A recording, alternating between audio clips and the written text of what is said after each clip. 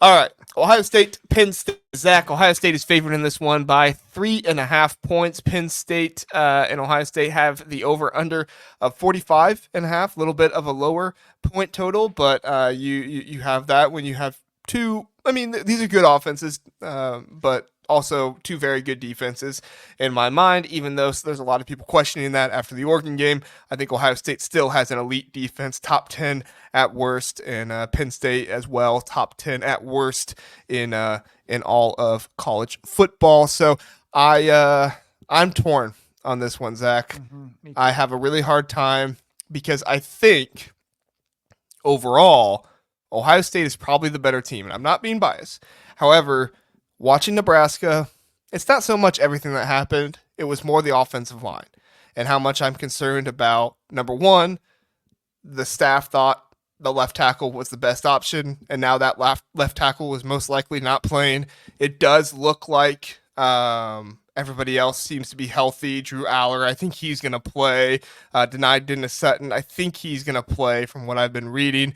I'm not sure about the right tackle for Penn State, but it does look like most of the guys who seem to be injured will most likely play, other than the right tackle for Penn State, which I'm just not sure about, and then Zen Mikulski, who was filling in at left tackle for Ohio State. So I'm interested to see how that happens. But Zach, I'm curious your thoughts. Yeah, Durian just said what I was thinking. Zen is actually probably going to play. Which he will play. Okay. Yeah, Ryan Day mentioned that in the press conference that they thought Zen would be okay. Okay. I don't know how that bodes for Ohio State. I just saw him leave on a cart, and I saw him on crutches, and I was like, not normally a good sign. Yeah. I'm not sure it's a good sign if he plays, and that's not against Zen. I think that's it's my frustration with Justin Fry, and Ryan Day for that matter. So I think I've had some time to come away from that Nebraska abomination. And I think the truth for Ohio State is somewhere in the middle of like what we've seen, because the reality is they played a good team in Iowa. And in the second half, like the first half, they shot themselves in the foot, but really should have been up 21 or 28 nothing. And then they completely outclassed Iowa. And I don't think they're maybe as good yet as what they showed in the second half of Iowa. I don't think they're actually as bad as what they showed against Nebraska, including the offensive line. So I think it's hard because I'm like, okay, so is the middle of that better than Penn State? Or how do they match up? And I came in today thinking that I would pick Penn State. And I think as I've thought about it, I'm like, where can Penn State exploit the weaknesses of Ohio State defensively? Because I think what we've seen teams exploit is kind of down the field passing and then being able to run, kind of run past the defense with bad discipline on the rush, at least against Nebraska. And I'm like, I think Amari Evans might be able to get one. Like, I think he's talented. I don't know if Penn State has another receiver that can really get behind the defense. And I think Tyler Warren is a matchup nightmare regardless.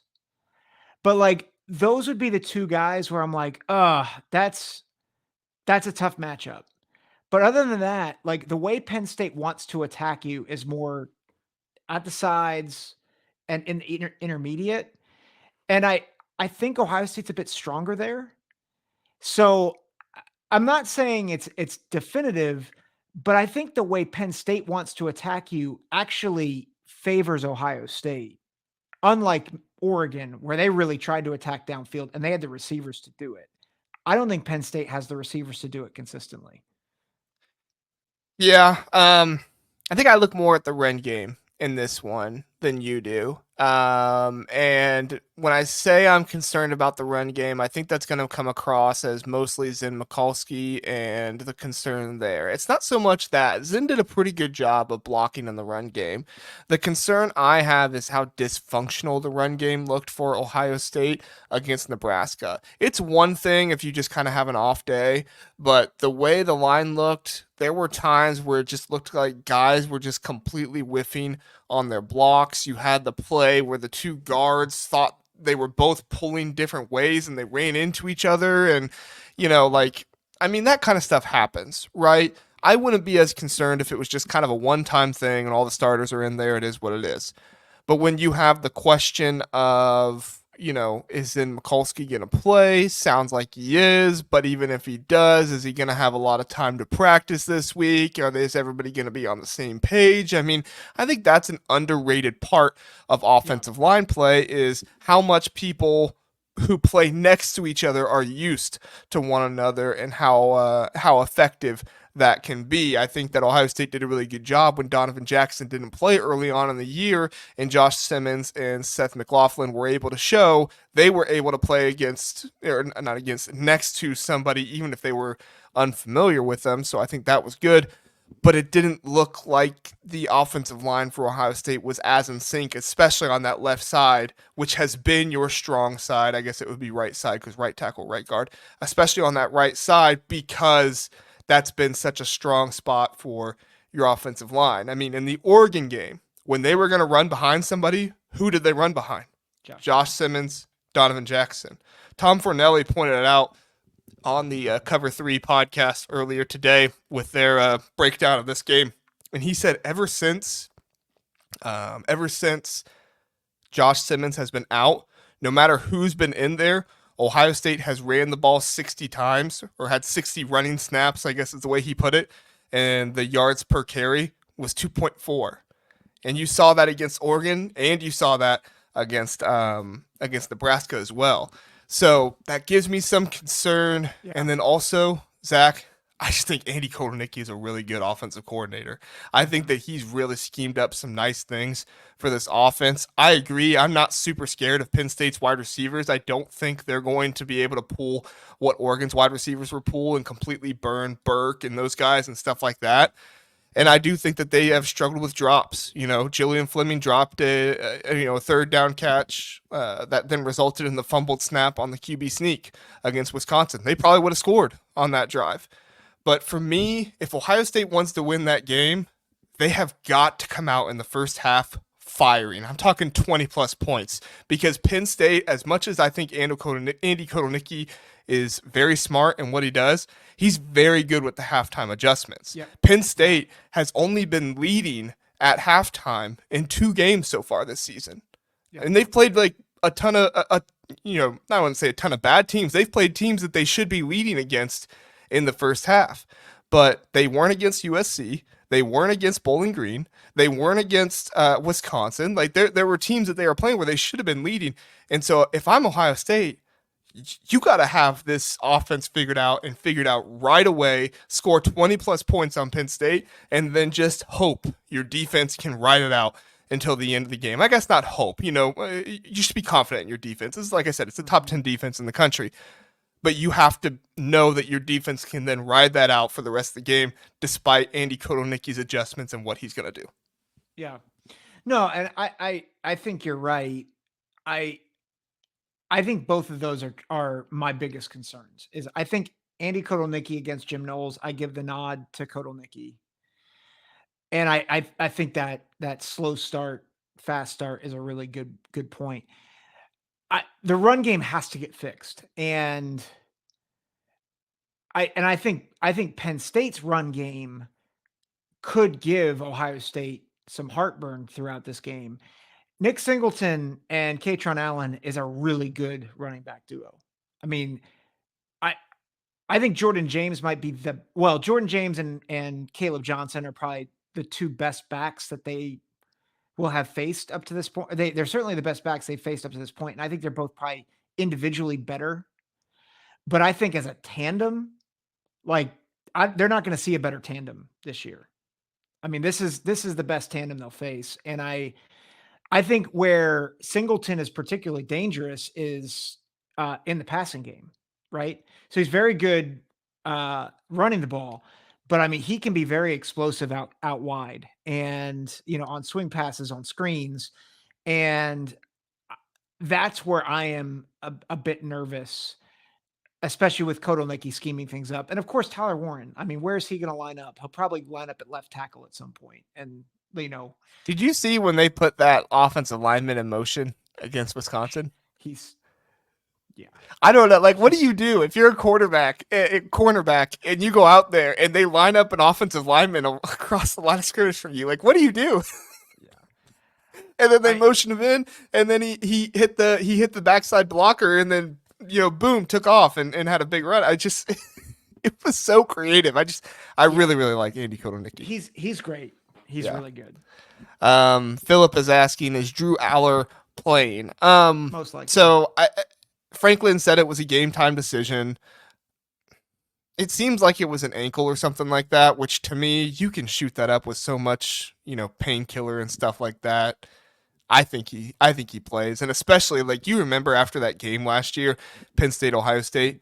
I mean, he looked so determined. He looked so. I mean, he was sad too. Don't get me wrong, but there was like there was a look in that eye that he wasn't going to let this happen again. And that's another reason why I'm so excited about this game is because you have Drew Aller with that look in his eye, and he wants to play, and he wants to beat Ohio State so bad. And then you have, on the other side, Will Howard, the Pennsylvania kid who wasn't recruited by Penn State, and he's upset, and he wants to prove it to Penn State and all that stuff. Like, this is just two quarterbacks against each other that are both going to be playing with all the heart in the world. And obviously, as an Ohio State fan, I want Ohio State to win. But if I can sit back for a second and just say, as a college football fan, like quarterback matchups, it doesn't get better than this.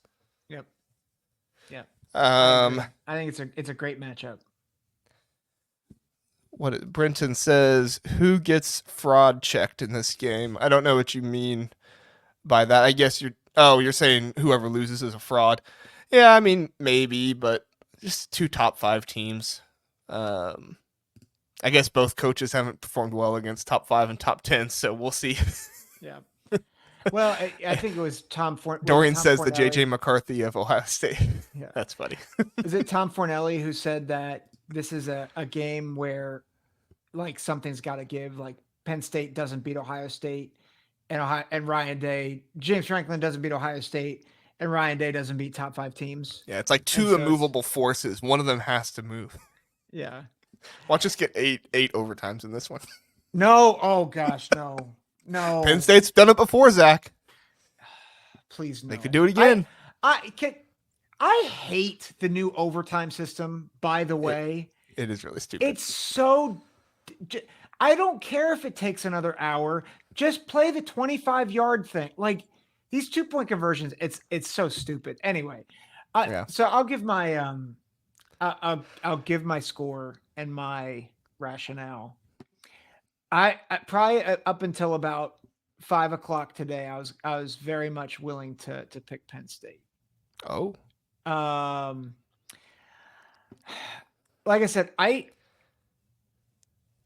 think there's a couple things that are going in this. One, Ryan Day, especially the past 3 years, has stunk after the bye.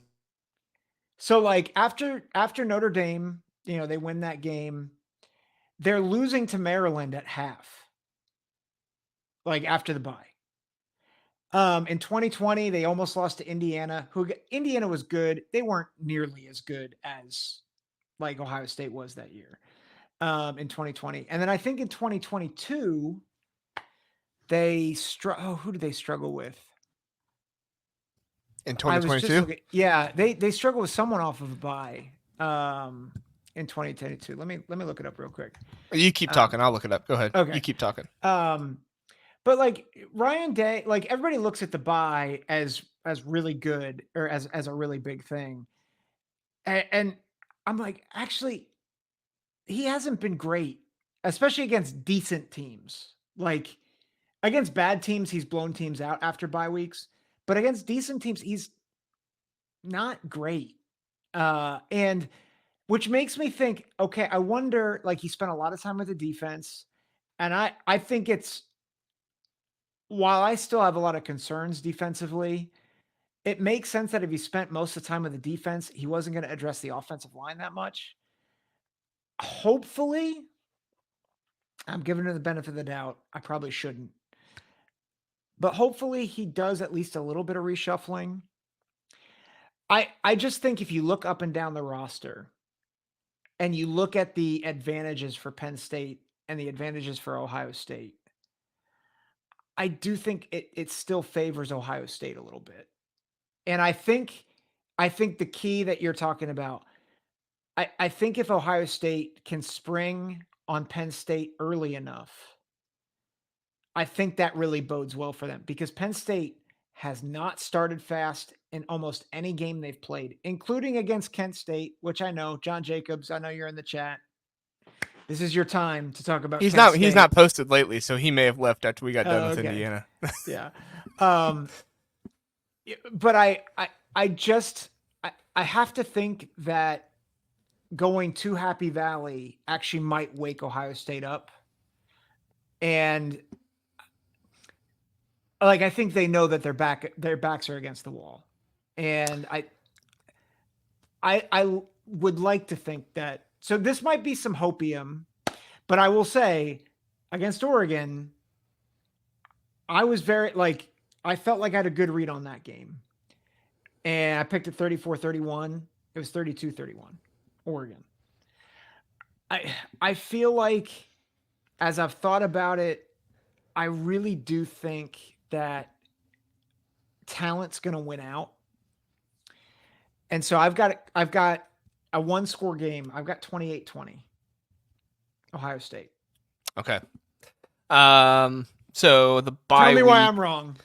The bye week in 2022, Ohio State actually played Iowa, and they actually beat them 54-10. Yeah. So he killed them that time. But then they played Penn State next, and that was the crazy game by JT Tuimoloau that saved them, and they won 44-31. That score is very misleading for Iowa, though. Yeah, it was not great in the first half. Yeah, well, it's kind of like this Iowa game against Ohio State this year a little bit. Yeah. So I'm not going to tell you you're wrong. I have a different feeling.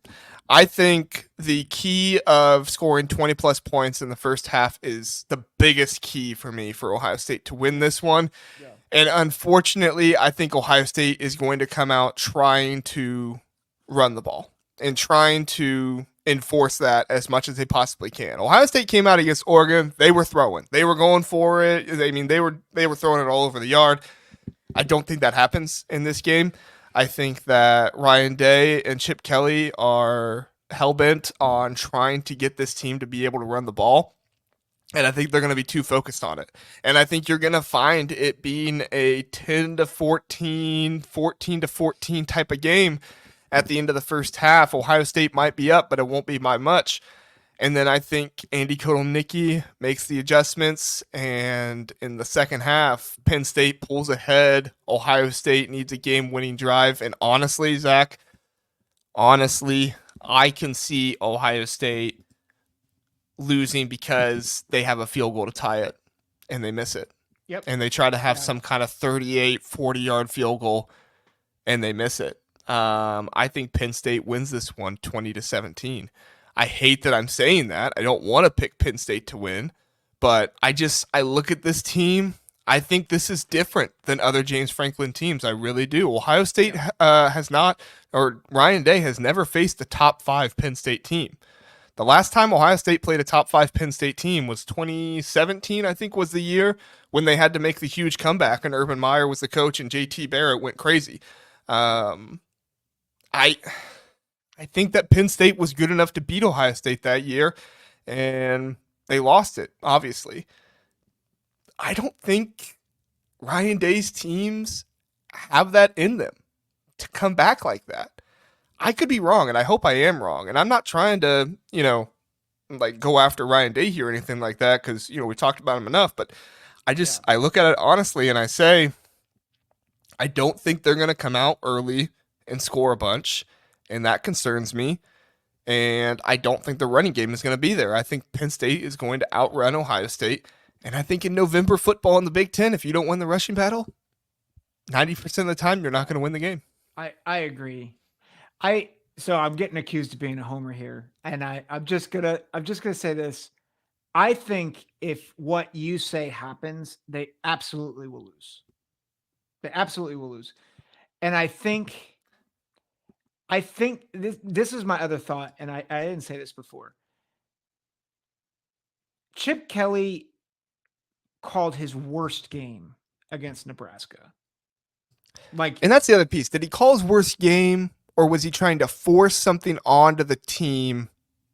Like, that's my hope. I don't know. Like, yeah, I hope that Chip Kelly was just trying to force something onto this team and yeah, they had a hard time. And what I mean by that, if you didn't watch the last show, I talked about how I thought Chip Kelly was just trying to force the offensive line to run block and saying yeah, be more physical than them. And it never worked out, and that's why the game got so close. And then eventually at the end, you saw Will Howard pulling the ball and them throwing the ball more because it was Chip Kelly saying, well, not going to help us to run, so we got to win it here. Will Howard, you can go ahead and start pulling the ball now. Anyway, go yeah. ahead, Zach.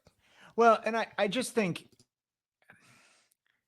and again, I when I say I'm picking Ohio State to win, I'm like 51-49, like on this. Like, and the only reason why I have it at 8-point margin is I just could see where Ohio State gets up early and is able to kind of suffocate. I, Here's where I think Ohio State could really do some damage is if they do come out throwing. If Jeremiah Smith only has 4 targets in this game, they will lose, probably by double digits.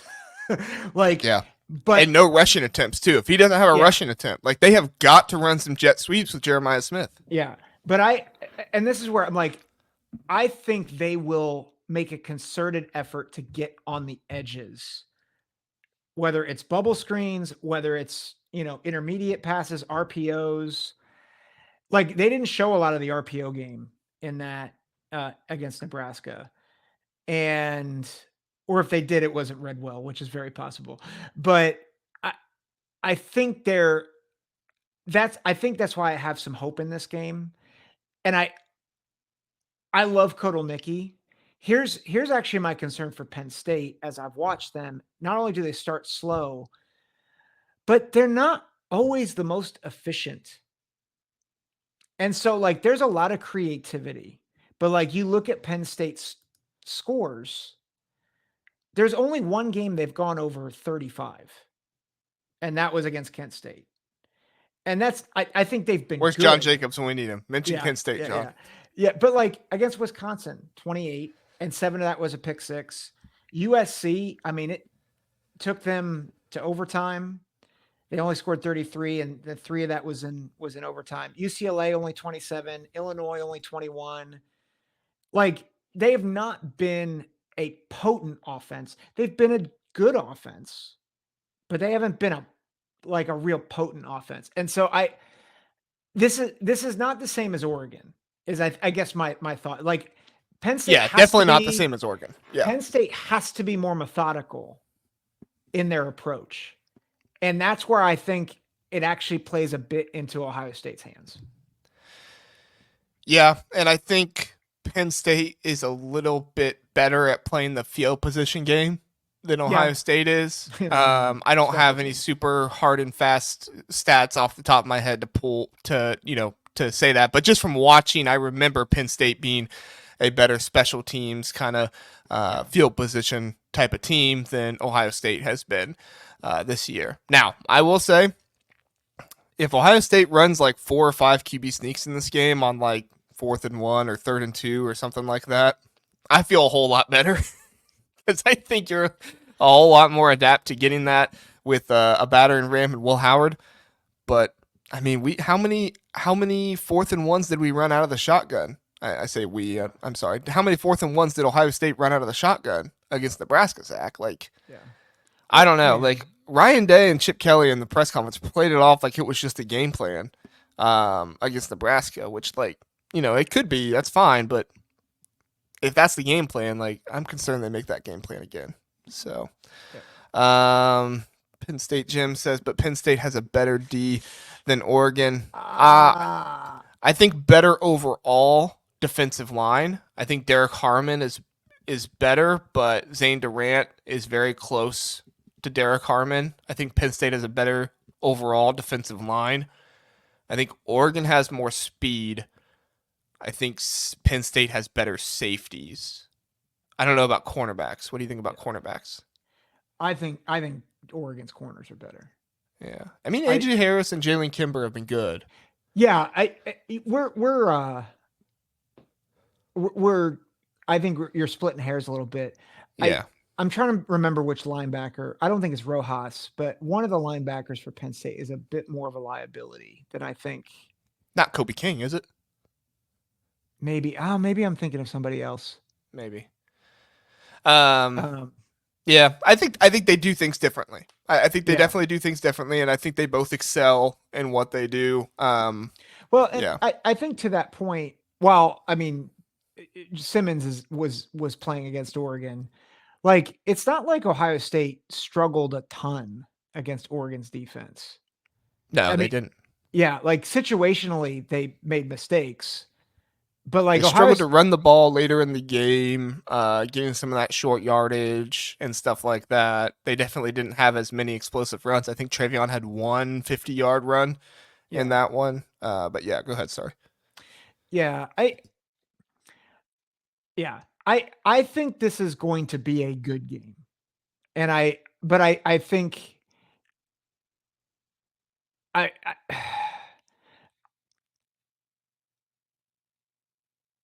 I see where like there's a lot of pessimism, and I am too. Like I'm pessimistic about Ohio State, and I think Penn State could absolutely win this game. I just don't think they're going to have as bad of a showing as they did last week. Yeah. And yeah, I just don't. I think Ohio State's going to. I don't know if they're going to bring their A game, but I think they might bring their B plus game, and I think that's actually enough to beat Penn State. Mm. Yeah, we'll see. We will see this Saturday. It's going to be a really interesting game. Philip asks, why is Penn State and Ohio State not the night game? I have a Money. belief. Yeah, I have a belief that when they did all this stuff, I think Fox, like, I think they basically said, like, yeah, you can bring on CBS and NBC, but Penn State, Ohio State is ours, and Michigan and Ohio State is ours, and you can't take those away from big noon kickoff.